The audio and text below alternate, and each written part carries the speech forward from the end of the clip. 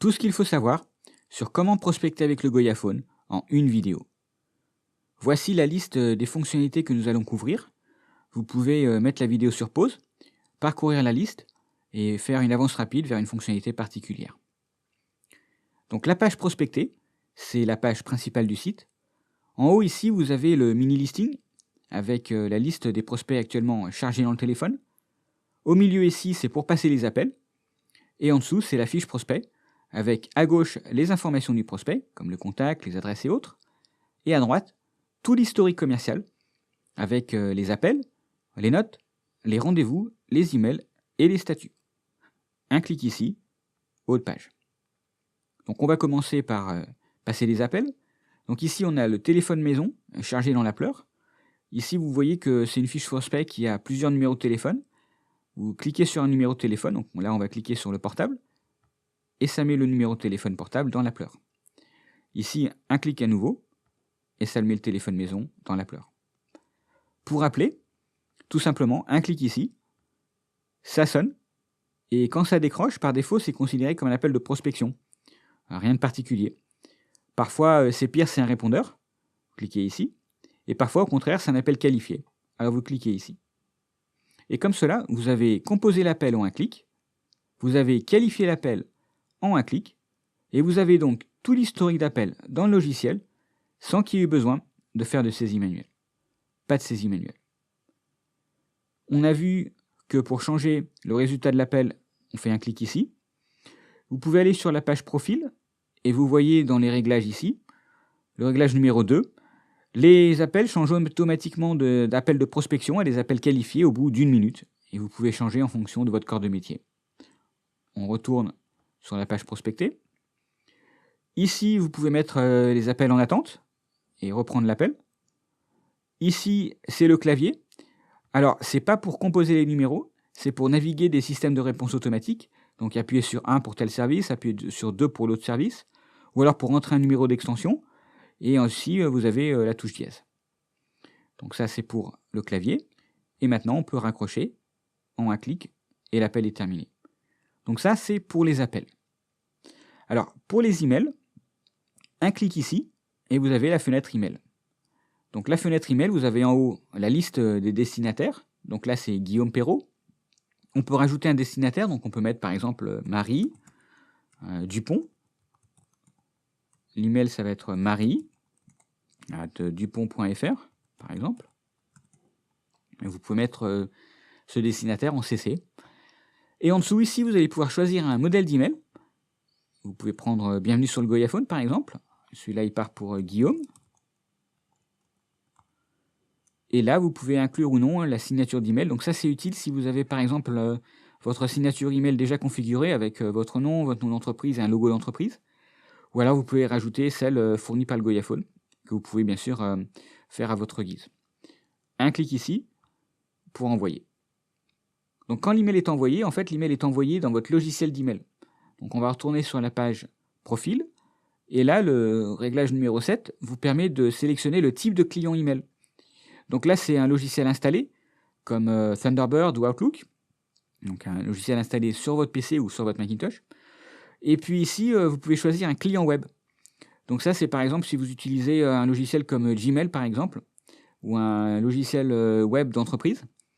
Et donc là, il faut installer un plugin dans votre navigateur.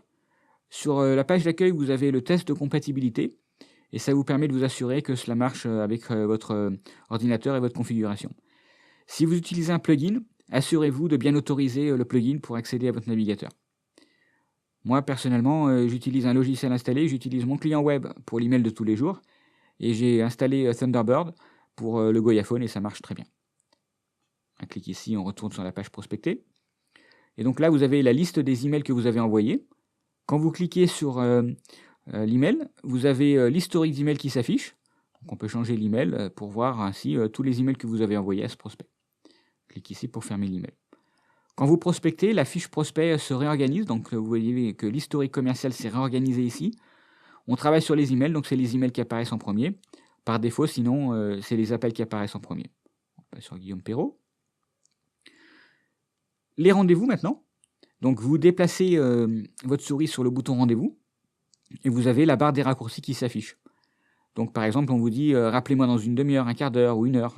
Donc un clic ici, et vous avez comme cela la fenêtre de rendez-vous, un clic pour confirmer, et le rendez-vous est fixé. Donc il est fixé pour aujourd'hui, ça apparaît ici, dans les rendez-vous fixés. Quand il est fixé dans la fiche prospect elle-même, le rendez-vous apparaît comme cela.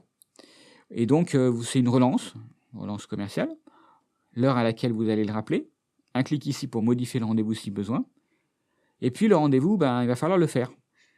Donc, 3 possibilités, ou bien il est fait comme prévu, ou bien il est absent, la personne n'est pas là, ou bien il est annulé.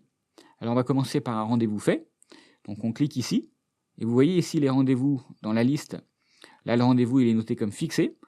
Quand il est fait, vous confirmez, et maintenant, le rendez-vous est noté comme fait. Donc, dans votre historique commercial, vous voyez les rendez-vous que vous avez faits.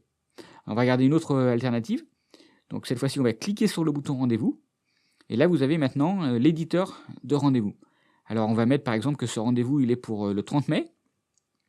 Quand vous cliquez sur la liste des rendez-vous apparaît, donc sur une date, le 31 mai par exemple, ça vous permet de voir s'il y a d'autres conflits pour ce rendez-vous-là. Alors, on peut choisir l'heure, donc on va le rappeler par exemple à 16 h. Et maintenant, on peut rajouter une petite note de rendez-vous, donc note de RDV, on va mettre tout simplement, pour faire simple. Ici, donc, vous pouvez choisir le type de rendez-vous. Donc là, ça va être une simple relance commerciale. Ici, par exemple, c'est un rendez-vous commercial. Donc ça peut être un rendez-vous en personne ou un rendez-vous qui nécessite une préparation particulière. Vous faites sauvegarder, confirmer, et maintenant le rendez-vous est fixé. Là, vous avez par exemple la confirmation ici. Et donc maintenant, le rendez-vous, cette fois-ci, il va être soit absent, soit annulé. Ça arrive parfois, les rendez-vous sont annulés. Donc vous cliquez tout simplement absent. Et donc là, le rendez-vous il est fixé. On appuie sur confirmer, et maintenant le rendez-vous est noté comme absent. Et ça, c'est utile plus tard, lorsque vous voulez retrouver tous les rendez-vous où c'était annulé ou c'était absent. Et bien sûr, vous allez les rappeler. Et donc c'est comme ça que vous pouvez faire cela, tout simplement, en notant le résultat d'appel. Donc on a vu les rendez-vous, on continue. Les favoris. Donc parfois vous avez des prospects que vous voulez mettre dans la liste de favoris pour y accéder plus rapidement. Donc un clic ici, et le rendez-vous maintenant, il est en favori, Guillaume Perrault. Pour accéder à la liste des favoris, c'est très simple. Sur le G ici, donc vous appuyez sur le bouton G, un clic pour les rendez-vous, un clic pour la liste des favoris, un clic, on retourne sur les rendez-vous. On continue. Les statuts, donc vous avez ici la barre des statuts. Donc parfois, c'est des personnes qu'il ne faut plus appeler, donc le statut c'est NPA. Et puis, quand le prospect est en NPA, donc on ne peut plus l'appeler ici, à moins que vous changiez à nouveau le statut. Donc là, on va passer en but, c'est gagné. Donc ça peut être soit une vente par téléphone, si c'est votre métier, ou alors ça peut être une prise de rendez-vous en personne. Donc but, c'est gagné. Et puis, 3 autres statuts, chaud, tiède et froid. Donc vous voyez, à chaque fois qu'on met la souris, il y a une date qui s'affiche. Donc celui-là, il est chaud jusqu'au 24 juin. Donc quand on clique, le prospect passe chaud, et c'est chaud jusqu'au 24 juin. La date qui apparaît ici, c'est la date d'expiration du statut.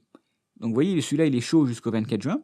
Le 24 juin, il va automatiquement se dégrader vers un statut tiède. Et puis ensuite, donc il sera tiède jusqu'au 24 juillet, et puis ensuite il va continuer à se dégrader, froid, et ainsi de suite. C'est le réglage qui est ici, on retourne sur la page profil. Et là, vous voyez que les prospects changent automatiquement de chaud à tiède au bout de 30 jours, de tiède à froid au bout de 60 jours, et vous pouvez changer ces réglages automatiques. Ou alors, évidemment, vous pouvez mettre une date vous-même, tout simplement en recliquant sur le statut. Et donc là, ça ouvre le calendrier. Et donc, dans les affaires, parfois, les gens se décident à une certaine date. Donc, vous savez que le 8 juin, ce prospect va prendre une décision d'achat. Ou bien vous l'avez, ou bien vous ne l'avez pas. Donc, vous cliquez tout simplement sur le 8 juin. Et donc, maintenant, ce prospect-là, il est chaud jusqu'au 8 juin. Et donc, maintenant, le 8 juin, il va se dégrader à tiède, et ainsi de suite. Donc ça, c'est pour les statuts. On continue. Donc avec les notes, donc on a vu la note de rendez-vous. Parfois vous êtes au téléphone et on vous donne une information. Donc on vous dit, il faut aussi appeler Jean. Jean. Il faut le nom de famille, c'est Laporte par exemple. Et on vous donne un numéro de téléphone, donc le 06 19 44 81 99. Et donc maintenant vous avez comme ça les notes qui sont rajoutées dans la fiche prospect. Alors c'est utile parce que maintenant on va regarder comment éditer la fiche prospect. Donc là, vous allez tout simplement ici, et vous cliquez sur le haut de la section, et ça vous permet de modifier les contacts, par exemple. Et donc, on avait vu qu'on a rajouté un prospect à la fiche prospect, donc on clique ici sur le bouton « Ajouter un nouveau contact », et on va tout simplement faire du copier-coller. Vous voyez, comme ça, il n'y a pas besoin de retaper l'information une deuxième fois. Jean, le prénom, le numéro de téléphone, pareil avec du copier-coller. Et maintenant, vous avez ici la flèche. Alors, cette flèche-là vous permet de positionner le prospect, soit en prospect principal, donc c'est le prospect primaire qui apparaît en premier, soit un prospect secondaire et autres. Donc Jean Laporte, on va le mettre en prospect principal. Sauvegarder. Et voilà, Jean Laporte. On peut rajouter une entreprise. On clique ici. Le nom d'entreprise, ça va être Monbiz, par exemple.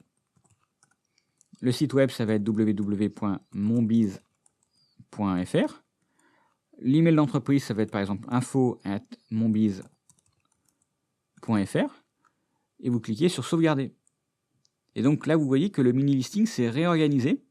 Et maintenant, vous avez les entreprises, le nom d'entreprise qui apparaît dans le mini-listing en haut. Alors qu'avant, il était configuré pour des appels de prospection vers les particuliers. Donc le mini-listing se réorganise lui-même en fonction du type d'appel que vous passez. Donc là, pareil, l'éditeur pour modifier les téléphones, bon, c'est assez simple. Vous avez les adresses, les champs personnalisés. Alors, on va cliquer ici, on va regarder cela. Donc les champs personnalisés vous permettent d'ajouter n'importe quel champ à tous les prospects. Donc par exemple, on peut mettre le taux d'intérêt. C'est par exemple intéressant si vous faites des appels dans l'immobilier. Donc celui-là, il est par exemple 5%. On peut rajouter un nouveau champ, par exemple la valeur du bien. Donc la valeur, on va tout simplement une valeur. Donc par exemple, ça va être 300K. On fait sauvegarder. Et maintenant, vous avez dans la fiche prospect les champs personnalisés ici. Si on passe au prospect suivant, eh bien on voit que ce prospect-là a aussi ses champs personnalisés pré-remplis. Et donc maintenant, on peut mettre celui-là à 3.9. Et puis la valeur du bien, celui-là, on va mettre 750 par exemple. Parce qu'on suppose que si vous avez des champs personnalisés sur un prospect, vous en avez besoin pour tous les autres prospects. Donc ça, c'est les champs personnalisés. Ici, l'info prospect, donc ça vous permet de déplacer le prospect. Donc vous avez dans le Goyaphone les prospects qui vont dans des listings, et les listings vont dans des classeurs. Et donc vous pouvez déplacer comme cela les prospects. On continue, on passe au prospect suivant, Guy Clément, et on peut par exemple exporter les prospects. Un clic ici, et la fiche prospect est exportée en format Excel. Et vous avez aussi la possibilité de supprimer un prospect. Donc vous cliquez ici. Quand vous supprimez un prospect, s'il y a déjà eu des appels de fait sur la liste sur ce prospect, on va confirmer toutes les informations nécessaires pour afficher l'historique d'appel. Donc vous supprimez le prospect, mais le nom sera conservé, l'entreprise et le numéro de téléphone seront conservés.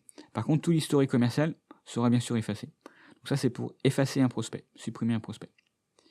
Donc on a vu les informations du prospect, l'historique commercial, et maintenant on va regarder le mini-listing en haut.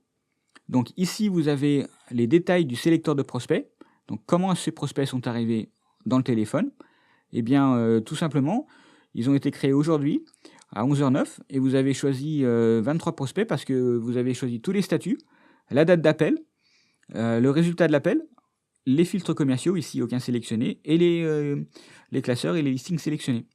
Donc ça, c'est le sélecteur de prospects et l'historique de sélecteur. Voilà. Vous pouvez ici cacher les prospects, donc c'est utile par exemple si vous n'avez pas besoin de voir la liste, suivant. Vous pouvez retourner ici, voir la liste. Vous pouvez naviguer de prospect en prospect comme cela, un prospect à la fois, ou vous déplacez la souris ici, et vous allez vous déplacer 2 prospects à la fois pour parcourir la liste plus rapidement. Là, c'est pour changer de page. Bon, dans ce cas-là, il n'y a que 2 pages, mais s'il y avait plus de pages, vous pouvez aussi vous déplacer vers une page particulière, tout simplement, comme cela. Voilà, tout ce qu'il faut savoir pour prospecter avec le Goyaphone en une vidéo. Merci beaucoup.